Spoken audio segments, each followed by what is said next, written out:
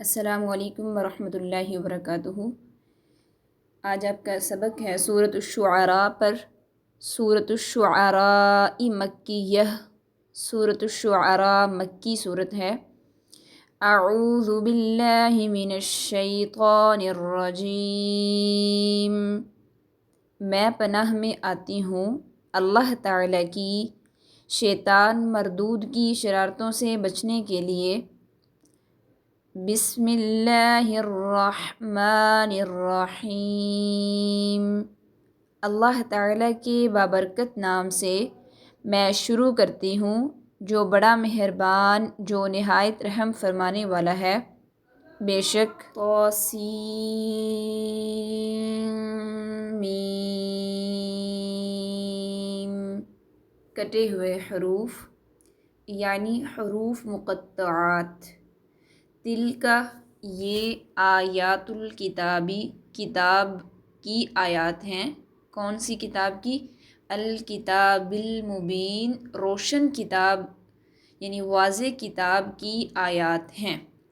لعلک، شاید کہ تو اے پیغمبر، باخع، ہلاک کرنے والا ہے، نفسک، اپنے آپ کو، اللہ یکونو، یہ کہ نہیں ہوتے، مؤمنین، ایمان والے، یہ کیوں نہیں ہوتے وہ ایمان والے یعنی کافر۔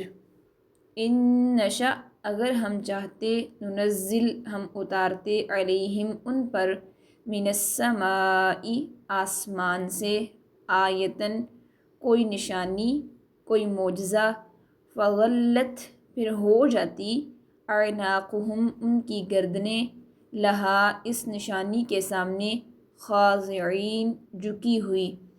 وما یأتیہم، اور نہیں آتا ان کے پاس، من ذکر محدث، کوئی نیا نصیحت نامہ، من الرحمن، رحمان کی طرف سے، الا کانوا، مگر ہوتے ہیں وہ، عنہ، اس نصیحت نامہ سے، معرضین، منہ موڑنے والے۔ فقد، پھر تحقیق، کذبوا، جھٹلایا انہوں نے، فسیأتیہم، پھر عنقریب آئے گا ان کے پاس، انباء، یہ آئیں گی ان کے پاس، انباء، خبریں، ما، جو خبریں، انباء کا مطلب خبریں بھی اور حالات بھی کر سکتے ہیں۔ پھر عنقریب آئے گا ان کے پاس، آئیں گے ان کے پاس ایسے حالات، ما کانوا، جو حالات تھے وہ، بھی، ان حالات کا، یستہزئون، مذاق اڑاتے، یعنی عذاب کی وعید سنائی جا رہی ہے۔ عنقریب ان کے پاس عذاب کی ایسی چیزیں آئیں گی جن کا وہ اب مذاق اڑا رہے ہیں۔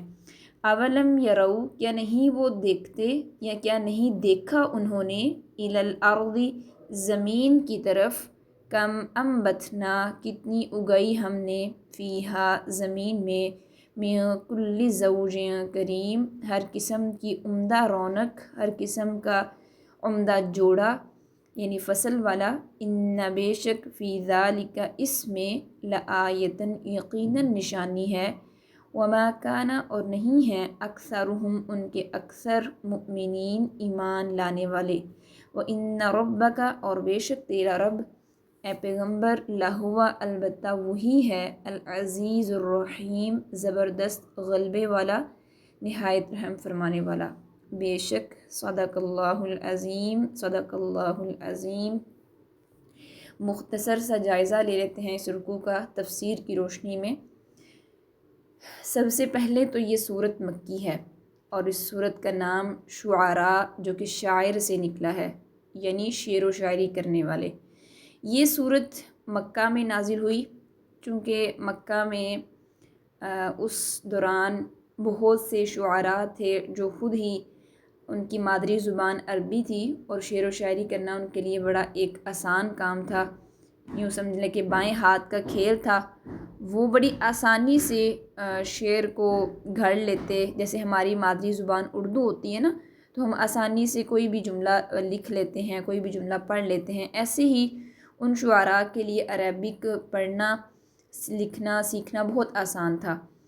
تو وہ شعراء جو ہے مکہ کے، نبی کریم صلی اللہ علیہ وسلم پر ایسے شعر و شاعری کی صورت میں طعنے بھی کس دے، ان کے کبھی کسی حصے پر شعری کرتے، بہتان کی صورت میں مطلب کہ ایمان والوں کو نقصان پہنچانے کا ہر ٹائم وہ منصوبہ بناتے رہتے۔ تو اللہ تعالیٰ کا یہ خاص معجزہ ہوتا ہے کہ جس زمانے میں جو چیز بڑی عروج پر ہو، اسی کے مقابلے میں اللہ تعالیٰ اپنا معجزہ لے کر آتے ہیں، اسی کے مقابلے میں وہ چیز ادا کرتے ہیں کہ زمانے والے لوگ بھی دیکھ کر حیران رہ جاتے ہیں کہ یہ کیا عجیب و غریب چیز آ گئی ہے۔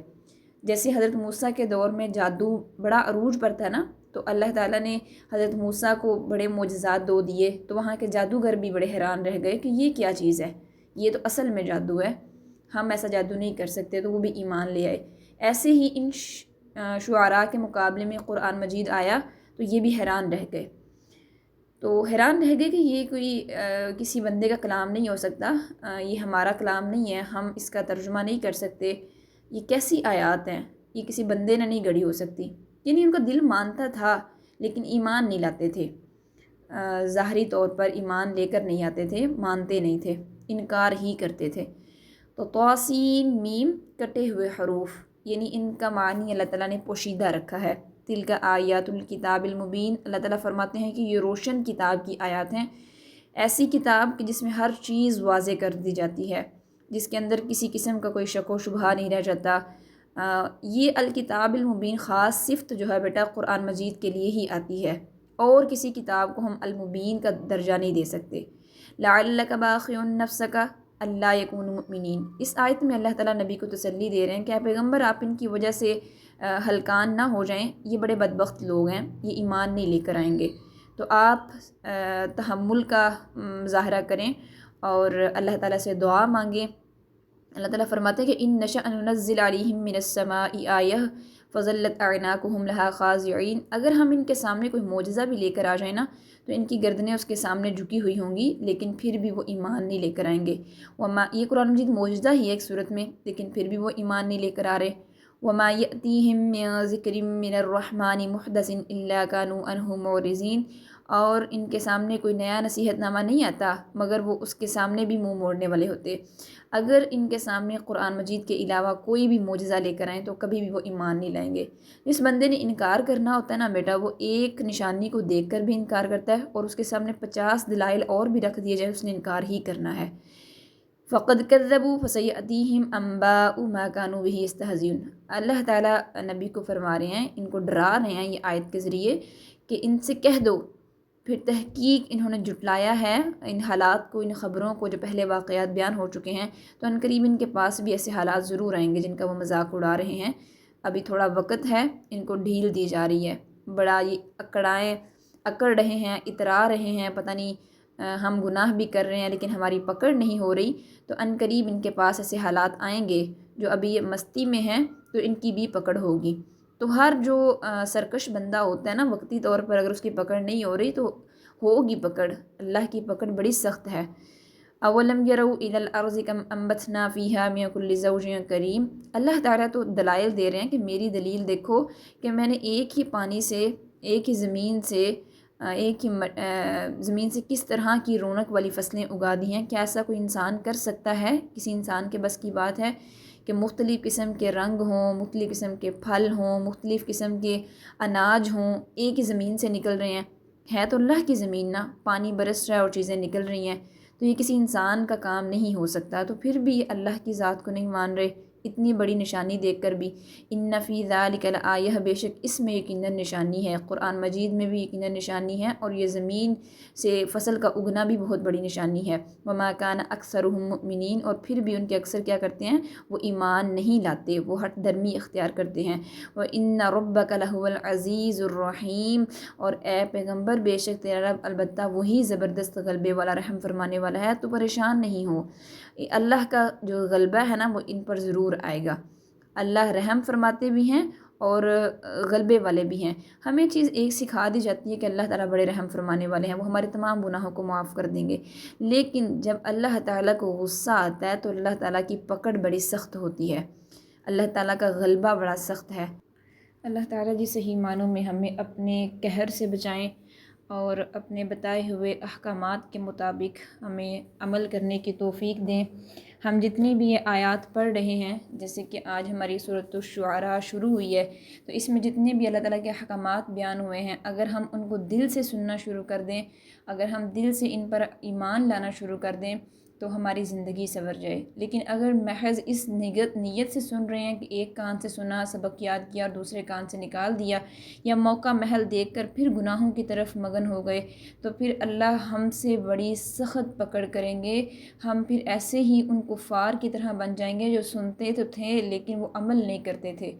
تو اللہ تعالیٰ سے دعا ہے کہ اللہ تعالیٰ ہمیں باعمل بنائیں، قرآن کے بتائے ہوئے احکامات کے مطابق عمل کرنے کی توفیق دیں۔ آمین اللہم ربنا آمین۔ الحمد للہ رب العالمین، الحمد للہ رب العالمین۔